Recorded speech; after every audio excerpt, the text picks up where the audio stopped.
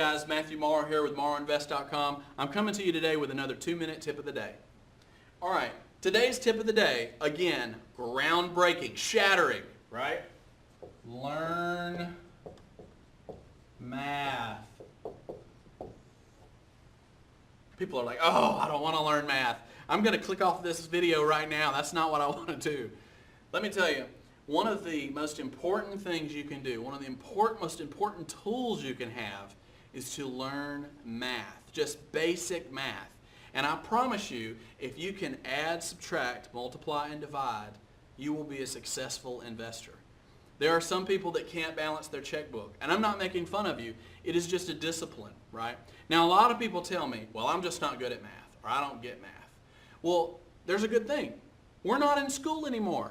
You can cheat, okay? So, if you don't know that 2 plus 2 equals 4, guess what? You can learn, right? And you can continue doing 2 plus 2 equals 4 until you learn it. Now, I know this sounds really simple, but there's a lot of people, we did another video about common sense. There's a lot of people that invest in a lot of things that don't make any sense. And when I ask them, what's your return? I don't know. You don't know? You've owned your own business for 10 years and you don't know what your return is? Like, well, man, I'm just working and working and working, and we just make enough money. You know, I got my truck and my car and my business, and we just expanded, and we just got a house. And I'm like, yes, but you're working, but a lot of people are just working 80, 90, 100 hours a week. I know lots of business owners that don't have any health insurance, that are just working, right? And I'm like, what are you getting for your investment besides losing your hair, right? Okay? So you need to know what you put in equals what you get out. That's a very easy equation. Okay? That equation is your net divided by your gross equals your return. Net divided by gross equals return. Some of you are like, my what? Your gross, this is all the money you made. Okay? Very easy. So let's rewrite this. And we'll do real simple numbers, okay? Let's use $1. How about that? So say your business grossed $10. Right?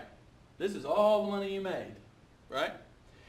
Your net is how much you profited after the day is done, when all the work is through, when you've paid all the bills, all the expenses, everything, right?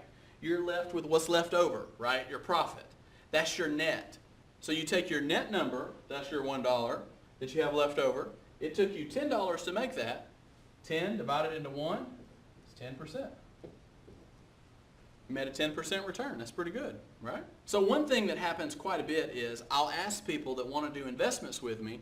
They want to know what I'm doing and how I'm doing it. Are you doing real estate? Are you flipping a house? Are you doing rental properties? What are you doing? Well, that's great, but I need to know what you're doing. Because what if I'm offering you 10%, right? But you're actually making 20%.